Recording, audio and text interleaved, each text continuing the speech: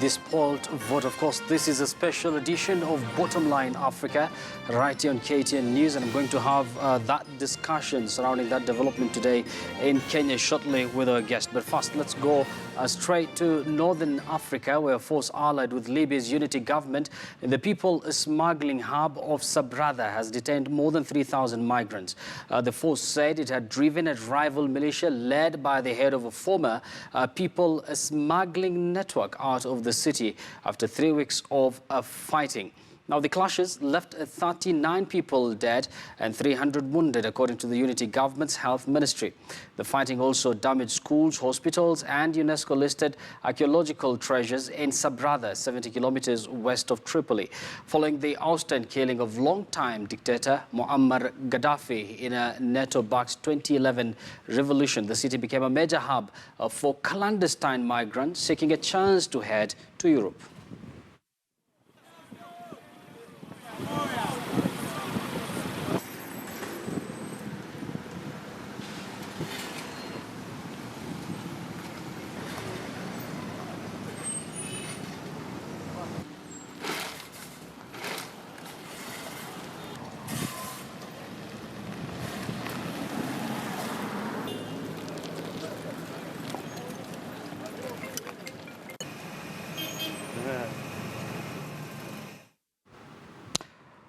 Well, from North Africa, let's come back to Kenya, and we are going to discuss tonight what is the next plan of action by IEBC, not just IEBC, but the whole entire political situation in the country. Once again, let me reintroduce our guests here very quickly. We have elections law expert Felix Odhiambo, we have Nyando Member of Parliament Jared Okello, we have political analyst Mark Bichachi, as well as communication expert Barak Muluka. Good evening, gentlemen, and welcome to the program. Thank you. Felix, let me start with you, and I'm sure this is a question you've been asked before. Only this time around, the continent is watching, Africa is watching. Is Kenya going to have that presidential rerun on October 26th, bearing in mind that development today where NASA leader Raila Odinga withdrew from the race? No, if you apply and interpret the Constitution strictly in line with the decision of the Supreme Court in 2013, then the consequence of a withdrawal essentially mean that there is or there will be no election on the 26th. What happened is that the Supreme Court was invited to make a determination and interpretation of Article 138 of the Constitution and Article 140 of the Constitution. And the Supreme Court arrived at the conclusion that in the event a candidate withdraws, and that is, to be specific, paragraph 290 of the Supreme Court ruling in 2013. First, and before that, in paragraph 289, the Supreme Court actually defined who should participate in the fresh or repeat election. The Supreme Court also dealt with the question of nomination. How do you define nomination during the second, the repeat election?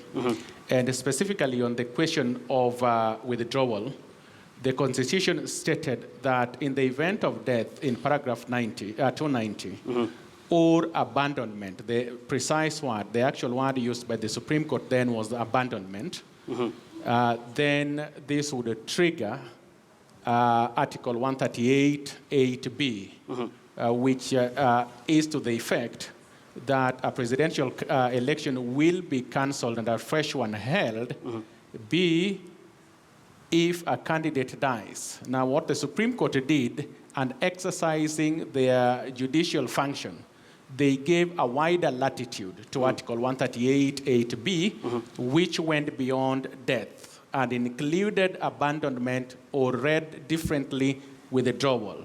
Now, the consequence of which then, therefore, would be to trigger a fresh nomination and a fresh election. If you apply that, which is the law, it was good law in 2013 for especially the Jubilee administration. Remember, this is the ruling or the judgment that validated President Uhuru Kenyatta's election in 2013. If it was good law then, it goes without saying that you cannot pick and choose. That aspect of that judgment was good for me, and aspect of it was bad for me. In any case, the IEBC has already begun set a precedent in operationalizing the Supreme Court judgment of 2013, when they restricted the participation in the fresh presidential election to Raila Odinga, Prime Minister Raila Odinga and President Uhuru Kenyatta. The IBC was applying paragraph 292 and 293 of the Supreme Court judgment of 2013.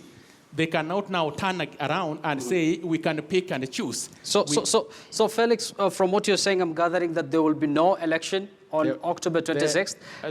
That is the proper reading of the law. There would be no election. Let me bring Honorable Judd into the conversation. And I'm sure you've heard those comments made by Jubilee leaders at the coast today while they were campaigning there. And the president clearly said that, elections will continue and that Kenyans have a right to vote, and withdrawing is Raila's right as well. What will you say about that? Ibrahim Yusuf, you firstly have to understand that this is a step down on the original position held by President Uhuru Kenyatta. Of course, he has consistently stated that if Raila Odinga steps aside, then he will have the latitude to be sworn in for his second and final term.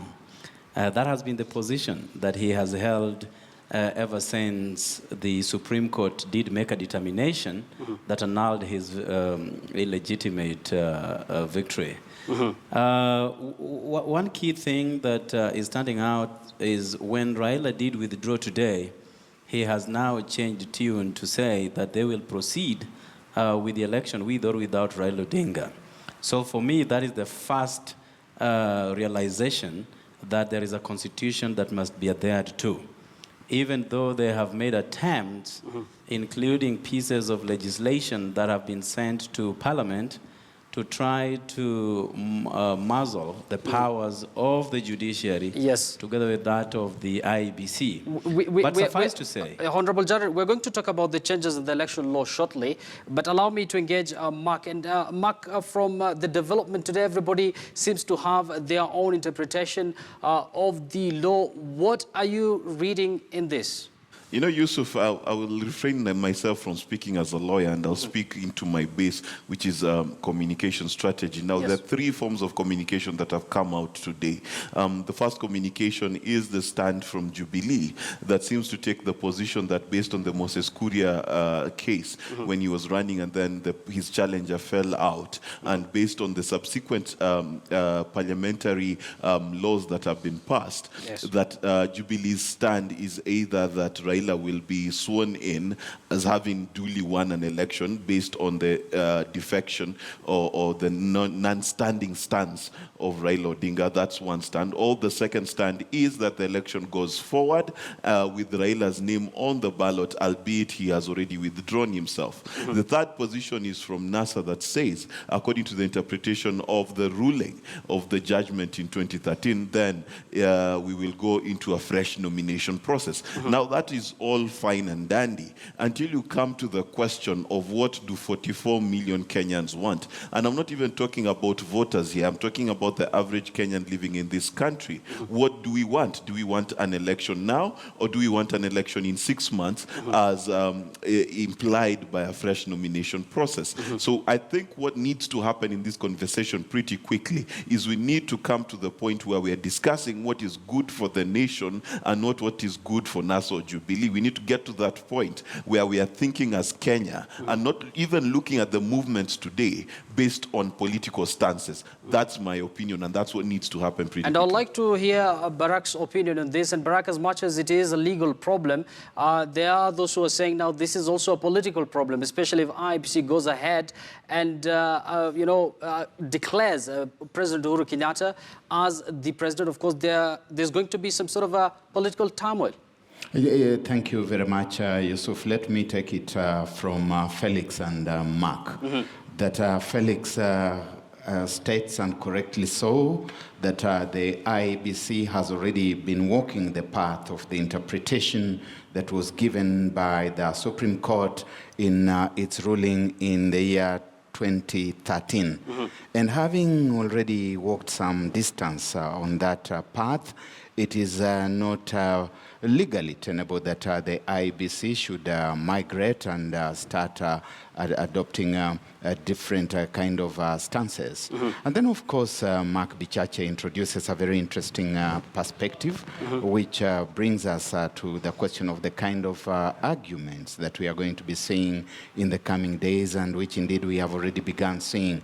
That on the one hand, there is the emotional argument when we talk about the 44 million Kenyans, when we talk about what they would want, when we talk about the economy, when we talk about education, when we talk about a wide array of other things, we are basically advancing what is an emotional argument, and which has got its place and space.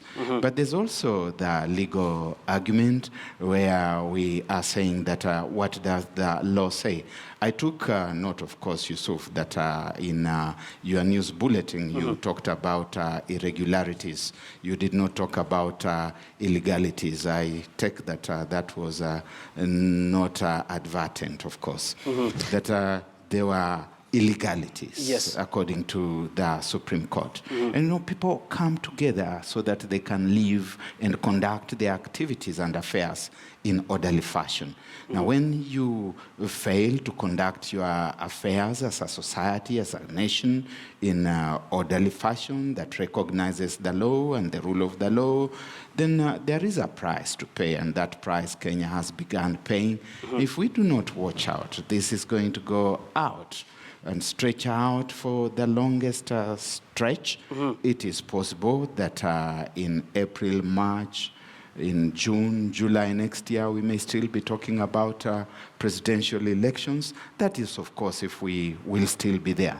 Because when you listen, listen to the leaders. You saw the ones who were in Mombasa. They were exploding. And you listened to the various people, the Vox Pop, the roving mic was around. It went to a variety of places in the country. And you saw that the people are speaking from a platform of anger. Now, these are things which must be addressed. It means that you've got the law, and you also have got the emotions, the passions, the comportments. And at some point, they must find... And allow me to talk about the law once again. And Felix, already we do expect a ruling to be offered tomorrow with regards to Ekuru Aukot, whether he's going to participate in the presidential election or the presidential rerun, if it's going to happen, that is. But there are those who come from the school of thought that, IBC has the powers to call for that presidential rerun minus NASA leader Raila Odinga. What do you have to say about that? And are we foreseeing another legal battle in court? We can predict with certainty that this issue will eventually end up in the Supreme Court. And once again, the Supreme Court will be invited to make a determination on this issue. And I've seen already lawyers arguing that, no, the decision of the judgment of the Supreme Court in 2013 was what in law is called obiter dictum. In other words, it was just a by the way. And that the Supreme Court was not invited to make a determination on withdrawal of a candidate because this was not an issue then. But those who are propagating that school of thought should actually remember that the Supreme Court was invited to interpret Article 138 and 140, and they gave it a holistic interpretation, and then dealt with the questions of who should participate in that election. Now, with respect, the High Court is supposed to rule over this issue. This is my view. In paragraph 292 and 293 of the Supreme Court judgment of 2013, the Supreme Court dealt with the question of who is supposed to participate in the fresh or repeat presidential election. And they held the view in paragraph 292 that only the petitioners, in other words, candidates, the presidential candidates who went to court to challenge the presidential election.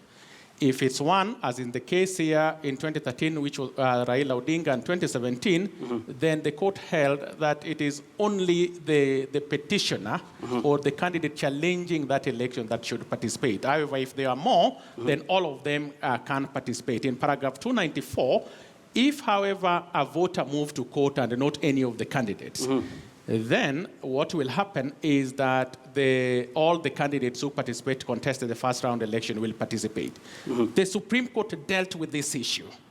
And the Supreme Court Act and the legal principle operates like this. The decision of the Supreme Court is binding on all the lower courts.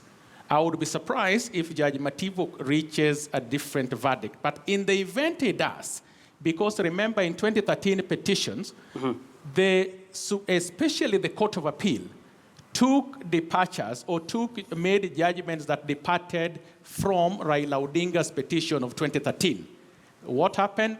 Joho case, Obado case, Rasanga, Munya, etc. The Court of Appeal, the Supreme Court said no, and overturned the decision of this Court of Appeal and aligned them with the jurisprudence that emanated from Raila Odinga petition in 2013. So what will happen is that even if our court is allowed, the point is the Supreme Court had pronounced itself on this matter, and it will take either a constitutional amendment or as the Supreme Court are being asked to vacate their decision of 2013, and I don't think it's the High Court that should do that. Well said. And now let me introduce Lawyer Charles Kanjama, who is finally with us and is joining us live from the lakeside city of Kisumu. Now, Mr. Kanjama, if you could hear me, there are various interpretations about what happened today and what next for the country as far as that presidential rerun is concerned. What are your observations? What are your interpretations, basically?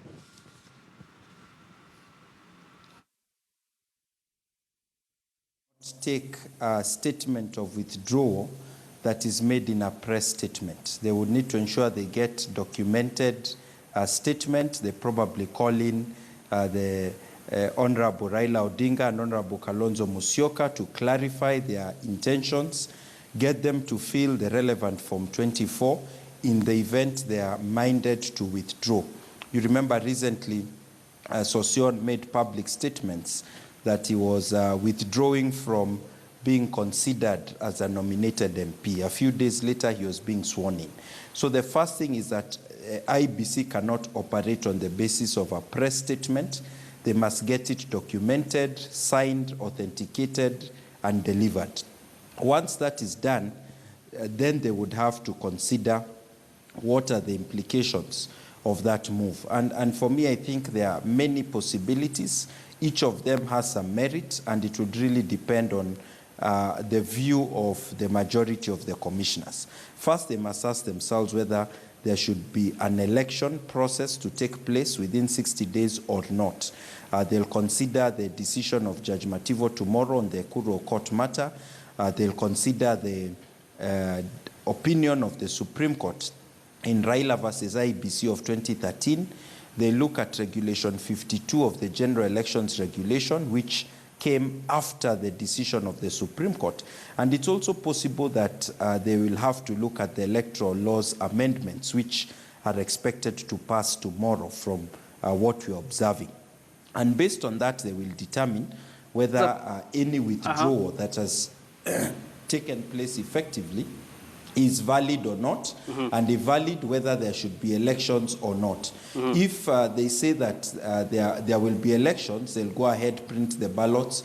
To my mind, it doesn't make sense to have elections if the one candidate who would have made it a competitive race has stepped out, so that then IBC will go to the next question, which is, assuming they are not able to hold elections within 60 days as required by the Supreme Court and the Constitution, should they declare Uhuru president-elect on the basis that he's the last man standing, or should they prepare to hold fresh nominations and fresh elections? And again, they have to make the decision. Whatever decision they make will be accepted by some Kenyans, rejected by others, and those who reject will then be able to go to the Supreme Court to determine the matter. So Kanjama, allow me to ask this question and interject. Are you saying that IEBC has the powers to declare Uhuru as the president, perhaps? And as much as maybe it's legal, do you think that might be legitimate? Both under Article 138 of the Constitution, paragraph 1, and under Regulation 52 and 53 of the Election General Regulations, there is a provision where if IEBC finds there is only one duly nominated candidate, they have a provision to declare that candidate as the elect without conducting an election. So there are those who are of the school of thought that IEBC actually is entitled to declare Uhuru Kenyatta president-elect if Raila Odinga effectively and in accordance with the law withdraws from the presidential election within 60 days. There are those who disagree, but the fact of the matter is that those are all competing legal arguments, and IEBC will have to pick one, be bound by it, and then whoever disagrees goes to court. As much as it's a legal argument, Honorable Jared, I'm sure you'll agree with me that it's also some sort of a political argument that is brewing up from this development today. And do you agree with Lawyer Kanjama that IEBC, there's a possibility, or they have the powers to declare Uhuru as the president? Well, thank you. Say jambo to my friend Kanjama. Well, you know, Regulation 53 and 52 that he's talking about was crafted to fortify the Article 138(8)(b), which the Supreme Court in 2013 delved into. And, you know, the Supreme Court found that even if somebody would vacate the process of the election, having been cleared to run, then that in itself cancels the entire process and subjects all political parties that could be interested in participating to present their candidates for another round of election. Now, as my brother Felix has put it, Article 163 of the Kenya's Constitution that gives, or rather created, the Supreme Court and all other superior courts, make it quite clear that all the decisions emanating from the Supreme Court binds all the lower courts, unless it is a decision that under Rule 24, Sub-Rule 4 of the Supreme Court rules, or Section 21, Subsection 4 of the Supreme Court Act, would then allow for review of that decision. Now, the AG actually invited himself into this subject in 2013 when he sought clarity on what Article 138(8)(b) actually meant. And through that kind of application, the court found that even if somebody vacates or withdraws for whatever reason, that therefore throws everything back to square one. And that is the situation that we are in as a country. Now, finally, when you read you know, that section that they are talking about, the rule 52 and 53, yes, it actually touched on a general election preceding days preceding the general election. That, for instance, parties have nominated their candidates for competition, but before the general election is held, somebody withdraws, just like it happened in Kikuyu when my brother Kimani Chungwa then remained as the sole candidate. Then they were bound by Article 138(1) to declare him the ultimate winner. But you remember, we are in this situation as a country courtesy of the Supreme Court decision. So that therefore presents a different scenario from what would then be ordinarily a general election, as it does happen. Mark, let me just quote here what the current Attorney General, Professor Githu Muigai, said some time back. And he said there's no void, there's no lacuna, and there's no room for creation of any form of government, that is, if the election doesn't happen, or authority. The president continues to enjoy full executive authority. And there are those from the opposition, NASA, who are on record having said that President Uhuru Kenyatta's term ended on actually ended right before the August election. With the current political situation, I know you're not a lawyer, but you are a political analyst. Do you foresee where there might be a caretaker government? You know, let's just lay the cards on the table as clearly as possible. A couple of months ago, even before NASA went to the Supreme Court, I said that we must be very careful not to instigate and insinuate into the country what I called a judicial coup. What a judicial coup is the use of the law and the constitution to bring about a situation that forces there to be some form of crisis that then forces us into a negotiation and a negotiated government. Let me call it a negotiated government because that is what such kind of a scenario envisages. However, the constitution does say that power can only exchange hands once there's a president-elect and the incumbent president hands over the instruments of power to the president-elect. Yes. Now, that debate is a debate that is beginning to move away from the political sphere and from the legal sphere into the hearts of the Kenyans. And this is what I mean. You see, the outcomes for this particular process are only going to be three. First and foremost is to declare Uhuru Muigai Kenyatta duly elected by reason of Raila Odinga stepping down. Two is to go into an election which will be more like a referendum. It will be more like a yes or no question. Do you want Uhuru to remain president or not?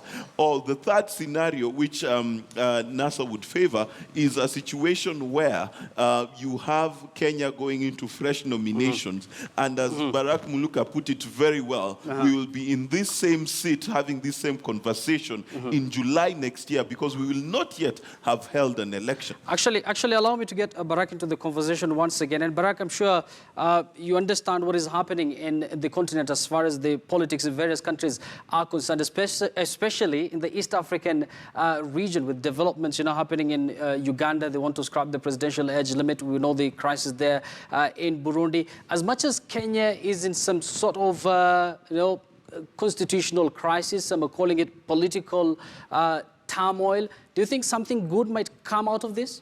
First, I don't agree that we are in a constitutional crisis or even in a political turmoil, because we are talking about things which our legal instruments have already anticipated, and they have provided avenues that we can use to get out of the situations such as we find ourselves in today. We can only suffer major setbacks if we embrace political mischief, and there is no shortage of political mischief makers. And if the mischief makers will have their way, then we are not going to embrace any one of those avenues. I've listened to my good friend Charles Kanjama speaking from Kisumu, and he has put it quite eloquently. There are various scenarios. Yes, indeed, there could be various political, legal arguments, rather, that people would go to court saying that we do not agree. But if, like Jared says there, I think it was Felix who said that in 2013 this law was good law, then it ought to be a good law in 2017, because the Honorable Attorney General, in his wide-ranging wisdom, invited himself into the Supreme Court, and he was allowed space as a friend of the court. He raised certain fundamental questions. He sought guidance on Article 138, on Article 140, and we were governed very clearly that in the event, and expansively, that one of the candidates in a situation such as we are in either dies or abandons the presidential quest, then there is a path to be followed. There's no good reason why we should want to generate a crisis by refusing to follow that path. And that path has said that you go back to 138 8B, and that fresh nominations apply. So we just go back there, and in the fullness of time, we arrive where we want to go. But if we also want a bit of what some people out there are calling Afro-cinema, then Afro-cinema continues. Now, let me cross over to Lawyer Kanjama once again, and it's all about the changes in the electoral law that Jubilee is propagating for. Now, the main question is, how will the amendment affect the current situation if it goes ahead and it's signed into law? Firstly, the amendment is ordinarily prospective. In other words, it looks to the future and not to the past. And I believe that the legal advisors of Honorable Raila Odinga advised him to resign before the amendments take effect. And therefore, for me, I'll be curious to find out whether he's effectively resigned by putting it in writing, by filling the forms and by authenticating his signature. However, there are cases where amendments are allowed to have retrospective effect. And the courts have said that in the case of criminal statutes or penal statutes and tax legislation, ordinarily they should not be applied retrospectively. But for other laws, they could be applied retrospectively if there is a clear intention in the law to apply retrospectively. So to answer your question, there is a possibility that the amendments could be made to apply retrospectively. And then, of course, the question among lawyers would be whether those amendments would have attempted to amend the Constitution.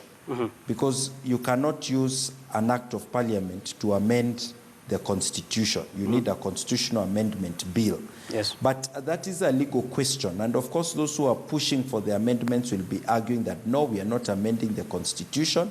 We are simply clarifying something that the Constitution has left for legislation to do. So that is yet another angle in the unfolding drama that we expect in the next few days to entertain Kenyans. But for me, my view is that for the NASA leaders to withdraw from the elections is a risky decision because they are not guaranteed that the interpretation that was given by the Supreme Court in 2013 would be given today. I think as a lawyer, I would say trial lawyers, we like saying, and I just quote this statement, there is no case which is so good that you cannot lose it, and no case that is so bad that you can't win it. So if they put all their eggs in the basket of winning the case on the basis of an interpretation of 2013, they may win, which will be good for them. But there is also a possibility that the court will say, no, that decision has since been affected or qualified by the electoral regulations that came into place later, by the electoral amendment laws, or by the decision of 2017 which said 60 days, you hold elections in 60 days. So it's a risk. The lawyers will be happy. We will be engaging one another in courts. Yes, and I'm sure both Felix, allow me to engage both Felix and Honorable Jared here, and I think that will serve as a final comment, Lawyer Kanjama. Now, Felix, you've heard from Lawyer Kanjama there saying that NASA's engaged in some sort of a risky affair. Now, you have only 1 minute to make your final comment. Moving forward, what needs to be done to not just have a legal kind of election, but also legitimate? First of all, I don't agree with my friend Kanjama. The greater risk is not NASA withdrawing. The greater risk is IEBC conducting a shambolic election. The sovereignty of the people, the Constitution of Kenya 2010, as progressive and as transformative as it is, provides for quality elections. You cannot run away from that. Secondly, my friend Kanjama is wrong about the application of the laws that are currently before Parliament. To the extent that the IEBC interpreted that the only candidates who should participate in the fresh election are Raila Odinga and President Ekuru Kenyatta, the laws as it exists then is already in operation. You cannot therefore then introduce a law currently before Parliament to be able to apply them in the fresh presidential election. I think your point is home and dry. Honorable Jared, you have a minute, your final comment? Well, I would firstly say that a letter was sent to IBC today, which was adequately received by IBC, and that is what triggered the meeting that is still ongoing at the IBC offices. As to the Regulation 52, which talks about withdrawal, and my brother Kanjama has alluded to the fact that you need to sign statutory forms, which is actually Form 24A, for anybody who is willing to withdraw from this race. But one thing that we have to remember is that that piece of regulation did state that you can only withdraw 3 days after a clearance by IEBC.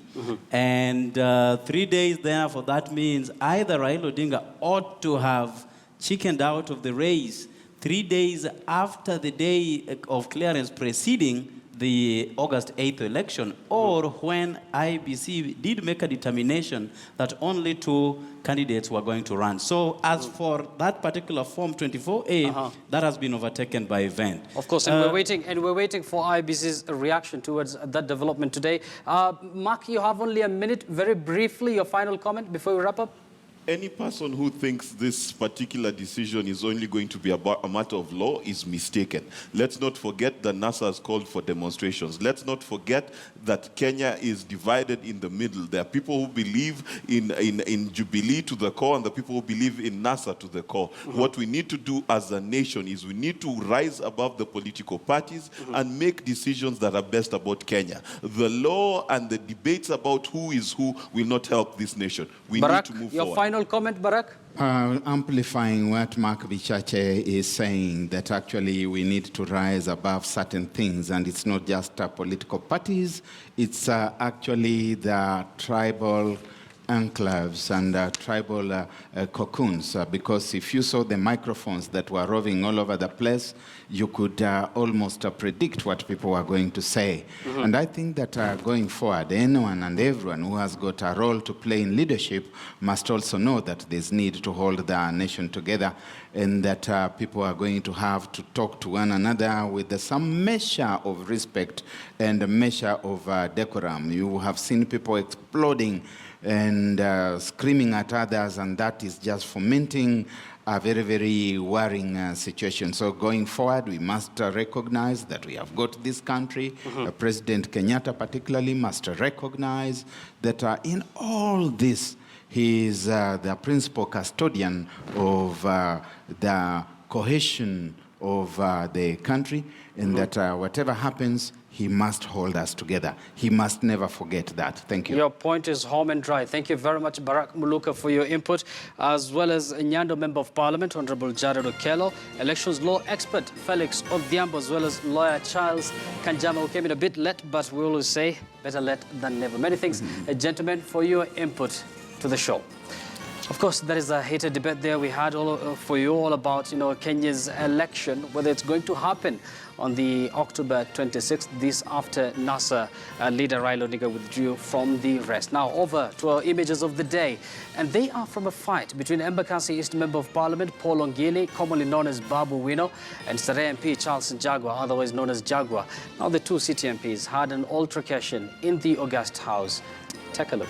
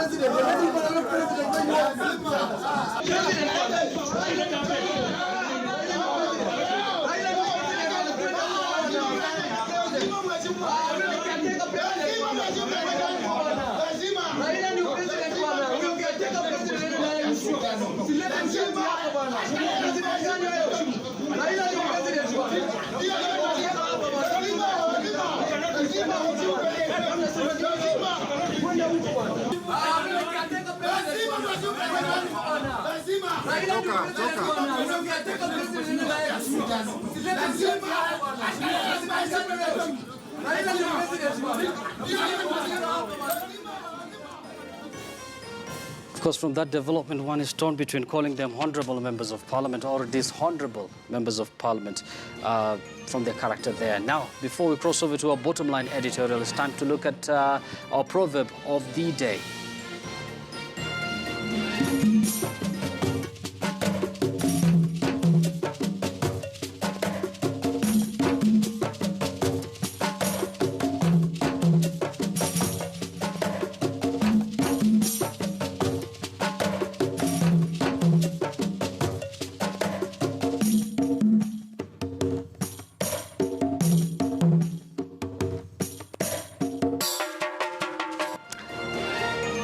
course, all proverbs from African countries are very interesting. Now, let's take a look at our Twitter poll tonight. And we did ask you earlier if you support NASA's decision to withdraw from the repeat presidential election. 69% of you said yes, and 31% of you said no. At Steve Biko says, why participate in a process that is already predetermined by the system? I back the move 100%.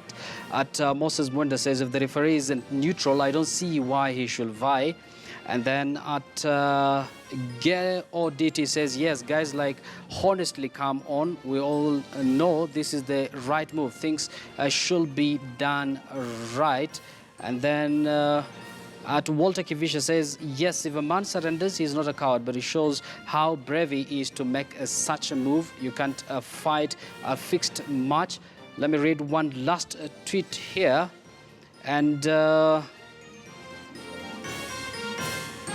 And at Edu S says, we are a democratic country and everything is free to do whatever they want after all. Now we can move forward. Those are some of your comments there with regards to our Twitter poll question earlier, where we did ask you if you support NASA's decision to withdraw from the repeat presidential election. Finally, on the bottom line tonight, Kenya's 2010 constitution is facing its first utmost test as both the country's main political players maintain hard-line positions. Both NASA and Jubilee have drawn their sharpest political arsenals in a grandstanding that has left the country in a state of political perpetuity. Now, Kenyans, this is a moment that calls for sobriety. Let us think about the adverse impact of the election standoff on the economy, on the education of our children, on the state of medical care in our hospitals. Now, bitter exchanges that have been the moral fiber of our body politic will only sink the country into deeper constitutional crisis. Kenya remains an icon of democracy within the East African region. The time is now for the country to rise up once again and claim its position as a beacon for the rule of law. And that is the bottom line tonight. Many thanks for watching. My name is Yusuf Ibrahim. Remember, this program is aired every Monday to Thursday from 10 to 11 p.m. Many thanks for watching. See you tomorrow, someplace, sometime. Until then, bye-bye and enjoy the rest of your night.